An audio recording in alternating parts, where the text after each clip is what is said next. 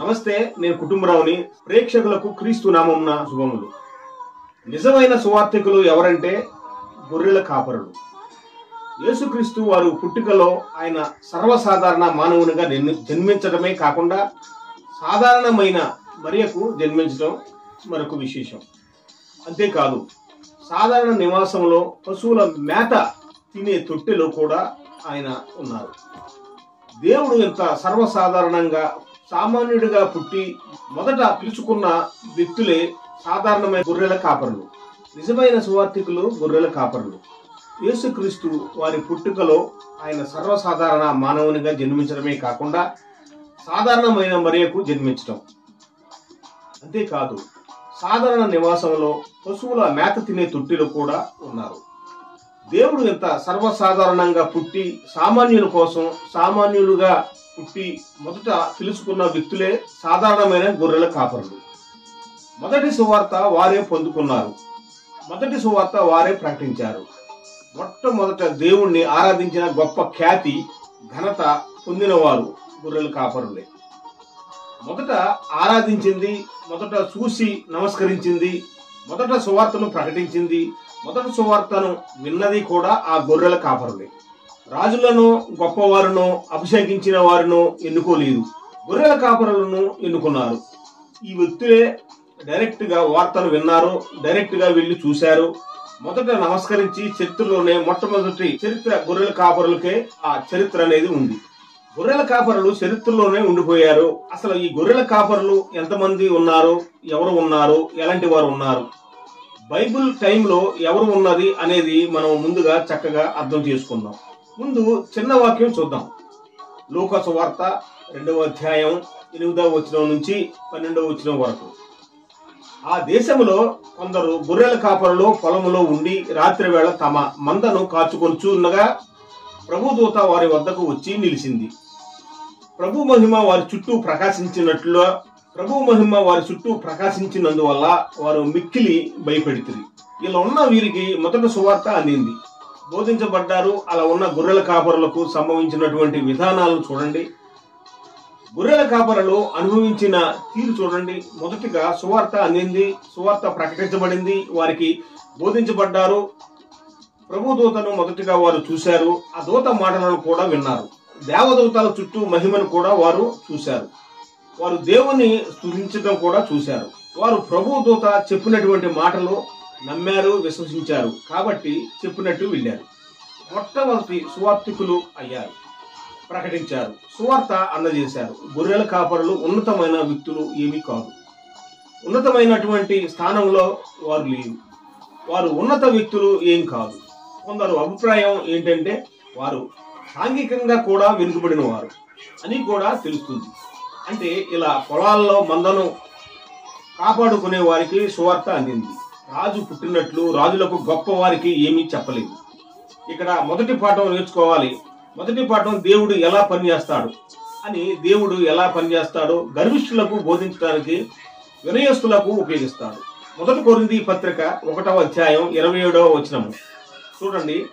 బలవంతులైన వారిని సిగ్గుపరచడానికి లోకములో బలహీనులైన వారిని దేవుడు ఏర్పరచుకుంటున్నాడు అని. గొర్రెల కాపరులకు రక్షకుడు పుట్టాడు అని తెలుసుకోవడం ద్వారా సువార్త మొదలైంది.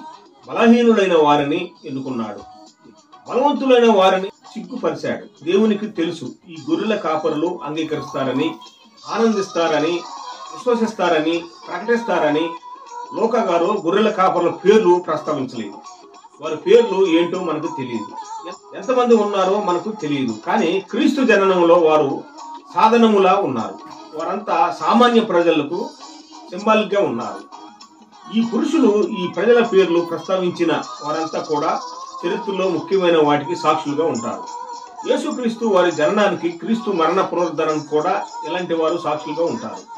గొర్రెల కాపరులకే ఎందుకు చెప్పబడింది, వారు దేనికి సూచనగా ఉంటారు, వారి నుంచి మనం ఏమి నేర్చుకోవాలి అనే విషయాలు కూడా మనం చాలా జాగ్రత్తగా పరిశీలన చేయాలి. మొదటి మీకు ఒక సత్యం తెలుసా? ఒప్పుకున్నా ఒప్పుకోపోయినా ఒక నిజం ఏమిటంటే ఇశ్రాయేలు ప్రజలు గొర్రెల కాపరులు వారసత్వం అనేది ఉంది. వారు ఇష్టపడినా ఇష్టపడకపోయినా వారు గొర్రెలను కాపు కాయాలి. ఇశ్రాయేలు ప్రజలు వారి వారి తరముల నుండి గొర్రెల కాపురుల వారసత్వం అనేది కలిగి ఉంటారు. వంశపారపర్యంగా గాని పితృ సామాన్యంగా గాని వచ్చేది గొర్రెల వారికి ఉంటాయి. పితృస్వామికంగా వచ్చేటటువంటి గొర్రెలను కుమారులు కాస్తూ వచ్చారు. ఇశ్రాయేలీయులకు వారసత్వంగా మారిపోయింది. యోబు గారికి అయితే ఏకంగా 14,000 గొర్రెలు ఉన్నాయి. దావీదు గొర్రెలు చాలా సంవత్సరాలు మేపారు అని మనం చదువుకుంటాం. ఇశ్రాయేలు వారసత్వంలో ఎవరో ఒకరు అలా గొర్రెల కాపురులుగా ఉంటారు అనేది మనకి సత్యం. ఇంకో సత్యం ఏంటంటే ఇశ్రాయేలీయుల కుటుంబంలో చిన్నవాడు గొర్రెల కాపరి పాత్రలో ఉంటాడు. దావీదు తన అన్నలు యుద్ధానికి వెళ్ళినప్పుడు దావీదు మాత్రం మందను చూసుకుంటాడు. ఇశ్రాయేలు ప్రజలలో పుట్టిన అతని క్రమంలో చిన్నవారికి అత్యల్ప స్థానం ఉండేది. యాకోబు కుమారులలో 12 మందిలో చిన్నవారికి కూడా ప్రాధాన్యత ఇవ్వలేదు, తక్కువగా చూసేవారు. అన్నలంతా దావీదు విషయంలో కూడా అంతే, అత్యంత అల్పుడు చిన్నవాడు. తన సహోదరుడు రాజు అయ్యాడని అతని సహోదరులు కోపాన్ని ఉంచుకోండి. అలా వాల్యూ లేని చిన్నవారిని, అల్పులను దేవుడు ప్రధానంగా ఉపయోగించారు. తన సువార్తను చదువులేని విలువలేని గొర్రెల కాపరులకు అందించారు. మూడవది, గొర్రెల కాపరులు మంచి వైద్యులు కూడా. గొర్రెలు తరచుగా వడదెబ్బకు గురవుతూ ఉంటాయి, కొన్నిసార్లు వ్యాధికి గురవుతూ ఉంటాయి, ముళ్ల పొలంలోకి వెళ్లిపోతుంటాయి, పంట సందుల్లో ఇరుక్కుపోతూ దారి తప్పిపోతాయి. ఇలా గొర్రెల కాపరులు తమ మందను కాపాడుట కోసం వ్యాధి బారిన పడినా వాటికి వైద్యం చేస్తూ సహాయం చేస్తారు. అలాగా వీరు యేసుక్రీస్తునే సింబల్లా ఉంటారు. యేసుక్రీస్తు పరమ వైద్యుడు, మంచి డాక్టర్ అని పిలువబడ్డారు. ఆయన గాయాలను కట్టి మనలను స్వస్థపరిచారు. చాలా మంది స్వస్థతలను కూడా సువార్తల్లో మనం చూస్తుంటాం. ఆయన అందుకే పరమ వైద్యుడిగా, మంచి డాక్టర్ గా పిలువబడ్డారు, సింబల్ గా చూపించబడ్డారు. యేసుక్రీస్తు వారి టైంలో గొల్లలను ఉపయోగించారు. ఇక నాలుగవది, రోమా సామ్రాజ్యంలో అప్పటి రూల్లో ఇశ్రాయేలులకు ఎక్కువ సంతానం ఉండేది. ఎక్కువ సంతానం వలన ఎక్కువగా జనాభా పెరిగిపోయింది. వారికి కూడా కష్టంగా ఉండేవి. వారికి పనులు అనేవి చాలా క్లిష్టంగా మారిపోయేవి. వారి జనాభా కూడా ఎక్కువ ఉండేది. ఇశ్రాయేలు ప్రజలకు చాలా తక్కువ అవకాశాలు ఉండేవి. ఇశ్రాయేలీయులు చాలా మంది పశువులను మేపుకుంటూ పశువుల వ్యాపారంలో ఉండేవారు. అయినా ప్రజలు ఈ గొర్రెల కాపరులను నైపుణ్యం లేని వారిగా, చదువు లేని వారిగా భావించేవారు. వారికి తెలివి లేని వారిగా భావించేవారు. అందుకే యేసుక్రీస్తు వారి కాలంలో కలంకం అనేది ఏర్పడింది. చాలా మంది గొర్రెల కాపరులు ఉండేవారు. ఆ టైంలో నశించిన దానిని తిరిగి రక్షించడానికి వచ్చారు అని వాక్యం ప్రకారం ఇలా విలువ లేని వారికి విలువను, ఘనతను తెచ్చిపెట్టిందే యేసుక్రీస్తు. వారి గురించి ప్రకటించేంత విలువ వచ్చింది. 5వ అంశం ఏమిటంటే, ఈ గొర్రెల కాపరులు అద్భుతమైన వార్త వినటం మాత్రమే కాదు, వెళ్ళి పూజించారు. అంతేకాకుండా విన్నది, చూసింది ప్రకటించారు కూడా. ఈ గొర్రెల కాపరులు దేవుని రాక గురించి, క్రీస్తు జననాన్ని గురించి ప్రకటించారు. లూకా సువార్త 2వ అధ్యాయం 17-18 వాక్యాలు చూడండి. వారు చూసి ఆ శిశువును గూర్చి తమతో చెప్పబడిన మాటలు ప్రచురం చేసిరి అని వ్రాయబడి ఉంది. గొర్రెల కాపరులు తమతో చెప్పిన సంగతులను గూర్చి విన్న వారందరూ మిక్కిలి ఆశ్చర్యపడింది అని వ్రాయబడి ఉంది బైబిల్ గ్రంథంలో.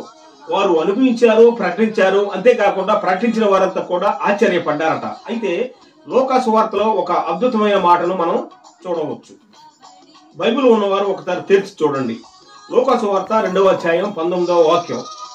అయితే మరియు ఆ మాటలన్నీ తన హృదయములలో తలపోసుకొనుచు భద్రం చేసుకునేను అని హృదయాలలో తలపోసుకొని భద్రం చేసుకున్నారట. అంతేకాదు, ప్రకటించడమే కాకుండా గొర్రెల కాపరిలో ఉన్న గొప్ప లక్షణం ఇంకోటి ఏంటంటే 20వ వచనం చూడండి. అంతటా గొర్రెల కాపరులు తమతో చెప్పబడినట్లుగా తాము విన్న వాటిని, కన్న వాటిని అన్నింటినీ గూర్చి దేవుని మహిమపరచుచు స్తోత్రం చేస్తూ తిరిగి వెళ్ళింది. ఎంత అద్భుతమైన వాక్యం! తాము విన్న వాటిని, కన్న వాటిని గూర్చి దేవుని మహిమపరచుచు స్తోత్రం చేస్తూ తిరిగి వెళ్ళారు. ఆ గొల్లలు సువార్త చెప్పి వెళ్ళిపోలేదు. వారు దేవుని మహిమపరిచారు, స్తోత్రం చేశారు, ఆనందాన్ని తీసుకువెళ్లారు. వెళ్ళేటప్పుడు కూడా మహిమపరుస్తూ స్తోత్రం చేస్తూ వెళ్తున్నారు. వారి జీవితంలో ఎంతో ధన్యత పొందారు. దేవుడు వారిని ఎందుకు ఎన్నుకున్నారని అనుకుంటారు. గొర్రెల కాపురులు పనివారి మందను సురక్షితంగా ఉంచడం, ఆ మందకు ఆహారం అందించడం, వైద్యం చేయటం, మంచి మార్గంలో నడిపించడం గొర్రెల కాపురుల పని. యేసుక్రీస్తు తన ప్రజలను ఎలా చూస్తారో తెలియపరచడానికి అలాంటి వారిని పుట్టినప్పుడే జ్ఞాపకం చేశారు. మానవ జీవితాలు మందను వారి వారి పాపాలు రక్షించడం, ఆత్మీయంగా సురక్షితంగా ఉంచడం యేసుక్రీస్తు వారు అని. యోహాను సువార్త 10వ అధ్యాయంలో గొర్రెల కాపరిగా యేసు గురించి పోల్చి గొర్రెల కాపరులుగానే మాట్లాడతారు. 10వ అధ్యాయం 11వ వాక్యం, నేను గొర్రెలకు మంచి కాపరిని, మంచి కాపరి గొర్రెల కొరకు తన ప్రాణము పెట్టును అని వాక్య భాగంలో ఉంది. 10వ అధ్యాయం అంతా కూడా గొర్రెల కాపరులను గురించి గొర్రెలతో పోల్స్తూ వాటిలో వ్రాయబడి ఉంది. యేసుక్రీస్తు వారి జీవితంలో మనకి చూపించారు. యేసుక్రీస్తు వారు తన రాజ్యాన్ని, తన సువార్తను ఎలా నిర్మిస్తారో గొర్రెల కాపరుల ద్వారా ముందుగా తెలియజేయటం. ఈ గొర్రెల కాపరులే సాక్ష్యం. యేసుక్రీస్తు వారు పుట్టిన తర్వాత వీళ్ళే మొదటి సాక్షులు. వీరి ద్వారానే ఆయన రాజ్యాన్ని, ఆయన సువార్తను నిర్మించబోతున్నారు అని మనం ముందుగా తెలుసుకోవాలి. యేసుక్రీస్తు వారి పుట్టుకకు ప్రత్యక్ష సాక్షులు వాళ్ళే. యూదులు ఎదురు చూస్తున్నారు, రక్షకుడు వస్తాడని, రక్షిస్తాడని, మెస్సయ్య వచ్చి పాలిస్తారని, రాజ్యం తెస్తారని, రాజు అవుతారని, రాజ్యాన్ని వేలుతారని, ఉన్నత సింహానం మీద కూర్చుంటారని, ప్రజలకు గొప్ప విందు చేస్తారని, ప్రజలను కాపాడతారని, వారిని విముక్తి చేస్తారని, ఆర్భాటంతో వస్తారని ఇశ్రాయేలు ప్రజలంతా ఎదురు చూస్తున్నారు. అలా దేవుని కుమారుడు కింద నుంచి సామాన్యుడు వలె వారి రాజ్యం ప్రారంభం అవుతుందని గొర్రెల కాపరులు సాక్షులుగా మనకు చూపించారు.